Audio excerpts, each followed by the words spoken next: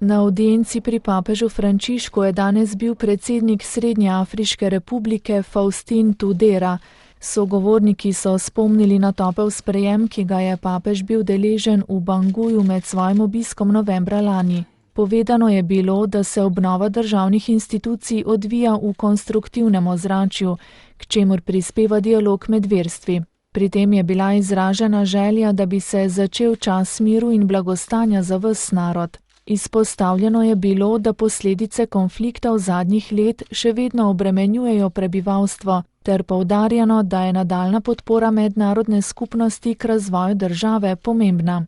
Med pogovori so prav tako bili izpostavljeni dobri obstoječi bilateralni odnosi med Svetim sedežem in Srednjeafriško republiko ter izraženi skupni cilji, ki jih lahko še naprej utrjujejo v okviru zakonskih določil, ki jih predvideva mednarodno pravo.